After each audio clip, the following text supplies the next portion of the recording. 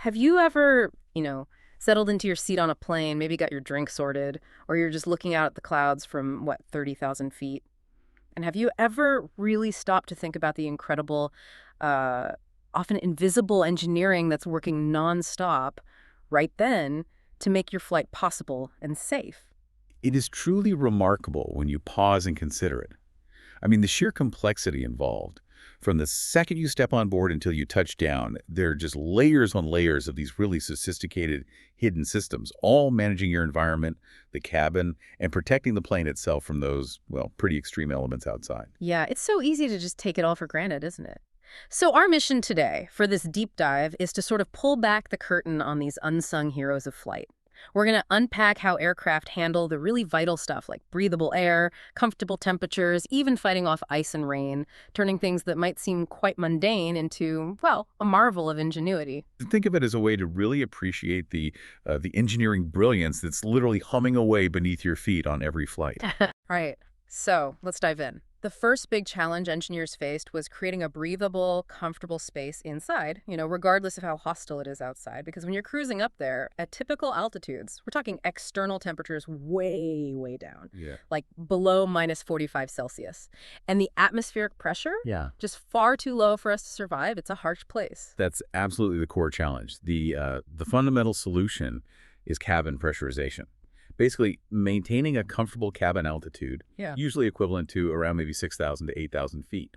And this is kept steady no matter the plane's actual altitude. It keeps you in a breathable, relatively normal environment. It's like this invisible bubble of normalcy in an otherwise extreme world. And it's not just about the pressure, though, is it? It's about carefully crafting the whole cabin environment, thinking about like the temperature, the humidity, even how the air moves. What else are they controlling? Yeah, beyond just pressure, engineers are aiming for a comfortable cabin temperature, generally somewhere between, say, 21 and 27 degrees Celsius. And here's something that surprises a lot of people. Even when it's absolutely freezing outside, a fully loaded plane, let's say 300 passengers, actually generates a lot of heat. We're talking over 25 kilowatts. That's like running several big electric heaters. So it means the air conditioning system is constantly working to cool the cabin, believe it or not just warm it, even way up high. 25 kilowatts. Wow, that's a huge amount of heat. It really changes how you think about what those AC systems are doing.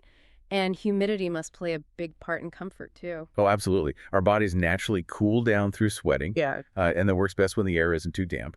So the aircraft systems have to balance the moisture very carefully, enough to stop you feeling dried out, getting a scratchy throat, but not so much that it feels muggy or causes condensation problems. That 25 kilowatt figure is just amazing. So, okay, how do they actually cool the cabin air then, especially when it's already so cold outside? What's the physics behind it?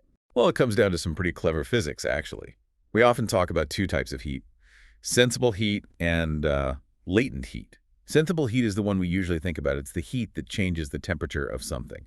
Like heating water, it gets hotter, but it stays liquid. Latent heat. Hmm. Now, this is the really interesting bit. It's the heat energy that's absorbed or released when something changes state, like water turning into steam. Ah, okay. So when water evaporates, it actually absorbs heat from its surroundings. Precisely. And it takes a lot of energy. To turn just 1 pound of water from liquid into vapor requires a huge amount of heat.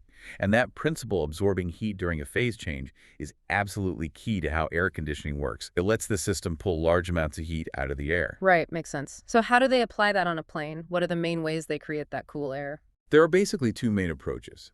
One is called vapor cycle cooling. This works very much like your car's air conditioner or your home refrigerator. It uses a special liquid, a refrigerant, that evaporates easily. As it evaporates, it absorbs heat. You tend to find this system in smaller aircraft or sometimes in larger planes, just for cooling specific things like the avionics, the flight deck equipment. Okay, and for the main passenger cabin on the big jets we fly on? For the large passenger aircraft, they mostly rely on air cycle cooling. This system is a real powerhouse. It uses what's called bleed air. That's super hot, highly compressed air taken directly from the engine's compressor stages. This hot, high-pressure air is used to spin a small turbine. As the air expands through the turbine, its pressure drops, and crucially, its temperature plummets dramatically. That now cold, lower-pressure air is what's fed into the cabin. It's an incredibly efficient way to get both cooling and pressurization using energy the engines are already producing. So you've got this comfortable bubble, pressurized, temperature controlled. But how do they actually maintain that precise pressure, stop it getting too high or too low? Ah, that's the job of the outflow valves. Huh. These are essentially controlled vents. They modulate how much air is allowed to escape the cabin, fine-tuning the exhaust rate to keep the internal pressure exactly at the target level. It's a constant balancing act. Right. And actually, before you even take off, there's a clever little trick they use called pre-pressurization. Pre-pressurization, what's that for? It's all about comfort during the takeoff roll. To avoid that slightly uncomfortable pop or pressure change you might feel as the plane lifts off and starts climbing rapidly, Yeah. the cabin is actually pressurized slightly above the outside ambient pressure before the wheels leave the ground. It just smooths out that initial transition. A small detail, but makes a difference. Clever. And thinking about safety, what if something goes wrong with maintaining that pressure? What are the backups, the safeguards? Absolute critical question. There are multiple layers of safety. You have positive pressure relief valves. These are like safety valves designed to open automatically. If the pressure difference between the inside and outside gets too high, typically around 8.5 psi difference, prevents overstressing the aircraft structure. And conversely, you have negative pressure relief valves, sometimes called vacuum relief valves. These prevent the outside pressure from becoming significantly higher than the inside pressure, which could happen in a rapid descent, for example. Protects the structure from being crushed inwards. They limit it to about mega 1.0 psi. Essential safety nets. Okay, so these internal systems are amazing for comfort, but what happens if, in a very rare scenario, that pressure bubble is compromised? That's where the emergency oxygen comes in, right? Indeed, that's the critical backup. If cabin pressure is lost, you need oxygen immediately to prevent hypoxia, basically oxygen starvation. And the danger is serious. Symptoms can start subtle, like decreased night vision even at 5,000 feet. By 14,000 feet, you might get forgetful, confused.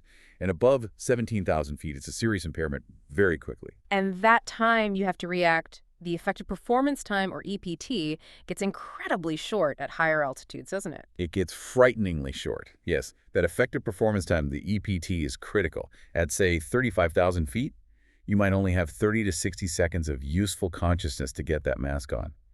It just highlights why those oxygen systems have to deploy instantly and reliably. There's simply no margin for error. Wow. Are there any less obvious factors, maybe surprising human things that engineers have to account for with oxygen? There are, actually, and some are quite intriguing. For example, smokers often experience the effects of altitude, the effects of hypoxia, as if they're about 7,000 feet higher than they really are. That's due to the carbon monoxide in their blood binding to hemoglobin. And another interesting one, women generally need supplemental oxygen at slightly lower altitudes than men, maybe around 2,000 feet sooner. It's mainly down to differences in average hemoglobin levels. Shows how finely tuned things need to be. Fascinating. So when those yellow masks drop down in front of passengers, what's actually inside? Is it just compressed air tanks like divers use? That's a common assumption, but actually for the passenger masks, it's usually not compressed gas cylinders. What's often used are chemical oxygen generators. These are self-contained units above each seat group. When you pull the mask down, it initiates a chemical reaction inside the generator canister, which produces pure oxygen. It's a very reliable, space-efficient way to provide emergency oxygen for everyone. Chemical generators, that's clever. Okay, so we've tackled the inside environment, this safe, comfortable haven, but the outside world throws up its own battles, and one of the biggest, most insidious threats up there is ice. Yes, ice. The danger of even a very thin layer of ice is something pilots and engineers treat with extreme seriousness. And here's where it gets really interesting, maybe a bit scary. A NASA study found that frost, no thicker or rougher than, say, coarse sandpaper, can reduce a wing's lift by as much as 30% and increase drag by 40%. If you get larger accumulations, drag can increase by 80% or even more. It's not just a minor thing. It dramatically impacts how the plane flies, its safety. Just like sandpaper, that's incredible. Something so seemingly small having such a huge effect. What different types of ice do they worry about? Well, there are a few main types pilots encounter. You have rime ice, which tends to be rough, milky white, opaque. It forms very quickly when supercooled water droplets freeze instantly on impact. Then there's clear ice, sometimes called glaze ice. It's smoother, more transparent, often denser. It forms when droplets spread out a bit before freezing. It can be harder to see sometimes. And you also get hoarfrost, which is that feathery, crystalline coating that can form on surfaces when the plane is parked in freezing, humid conditions, or sometimes during descent through certain cloud layers. Each type poses risks. Okay, so how do pilots actually know when ice is starting to form? How do they detect the threat? Pilots primarily use their eyes, looking at specific parts of the aircraft. There are often special ice formation spotlights aimed at the wing leading edges so they can see buildup, especially at night. But there's also technology. You have various ice detectors. Some are like little probes that heat up ice forming, changes their temperature reading. Others are pressure-based. There are also vibrating rod detectors. Ice building up changes the frequency of vibration, triggering an alert. Some older systems even used a tiny radioactive source to measure ice thickness by how much radiation was blocked. Lots of ways to sense it. Right. So once it's detected or even anticipated, how do the planes actually fight it off? How do they keep those critical surfaces clear? They use two main strategies: anti-icing, which is preventing ice from forming in the first place, and de-icing, which is removing ice after it has formed. A very common anti-icing method uses hot air systems. Remember that hot bleed air from the engine compressors we talked about for air conditioning? Well, some of that hot air is ducted directly into the leading edges of the wings and tail surfaces, and also into the engine inlets, keeping them warm enough so ice can't adhere. You might notice some engine inlets aren't painted, they're bare metal. That's often to help the heat transfer effectively for anti-icing. Ah, interesting. And what about other really critical spots that need protecting, like windshields or sensors? For those areas, electrical systems are key. You'll find electrical heating elements embedded directly into the windshield layers to keep them clear. Similar heating elements are used in crucial air data probes, the pitot tubes, static ports, angle of attack sensors. These must be kept ice-free for the flight instruments to work correctly. Even things like drain masts for water need heaters to stop them freezing over and causing blockages. I definitely remember seeing those black rubber sections on the front edge of wings, especially on turboprop planes. Are those the de-icer boots? That's exactly what they are, pneumatic de-icer boots. They're still used on quite a few aircraft types. They're essentially sections of rubber built onto the leading edges. When ice builds up, the pilot activates the system, and these boots rapidly inflate with air, then deflate. That sudden expansion and contraction cracks the accumulated ice, and the airflow just blows the broken pieces away. A simple, mechanical, but pretty effective solution for shedding ice. Right. Okay, so beyond ice, another huge visibility challenge, especially coming into land, is heavy rain. What's the approach there? Yeah, heavy rain can really obscure the view. The first line of defense is usually windshield wipers. These aren't like your car wipers, though. They have to be incredibly robust to handle the high air loads during flight, especially at speed. And typically, the pilot and co-pilot have independent wiper systems for redundancy. I also seem to remember hearing about a chemical spray they used to use, something called Rainbow. Ah, yes, rain repellent. That's a fascinating bit of aviation history. Rainbow was a well-known brand name. It was this thick, syrupy fluid.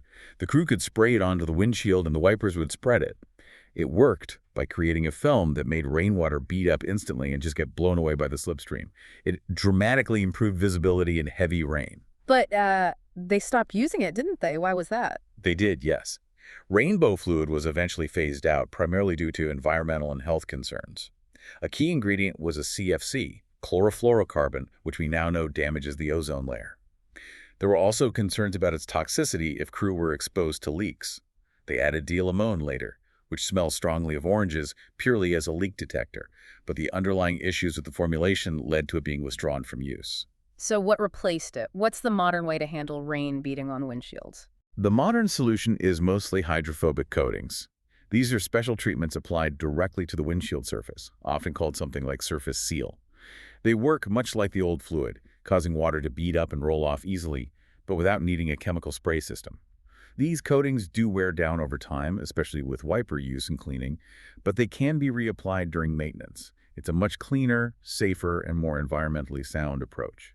Well, this has been just an incredible deep dive. It really opens your eyes to the hidden world of engineering that makes flying possible. It really does, doesn't it?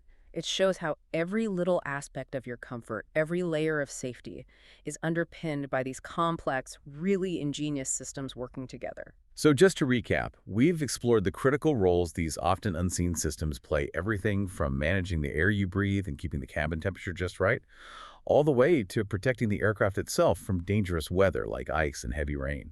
And connecting that back, maybe to the bigger picture, what it all really means is that every single flight you take is this huge testament to meticulous engineering, to constant innovation, and crucially to redundancy, layers of backup. These aren't just nice to haves, they're absolutely fundamental to making air travel as incredibly safe and reliable as it is today. It's all about preserving human life and well-being first and foremost. Exactly. So maybe here's a final thought for you to ponder. The next time you're on a flight, maybe gazing out that window, just take a second to consider that incredible invisible symphony of systems working away just below the surface. This complex dance of physics and engineering, all designed not just to get you from A to B, but to keep you safe and comfortable in an environment humans could never survive in alone. What other everyday technologies do you think you take for granted that have a similar, intricate, hidden world of engineering behind them, working tirelessly just for you?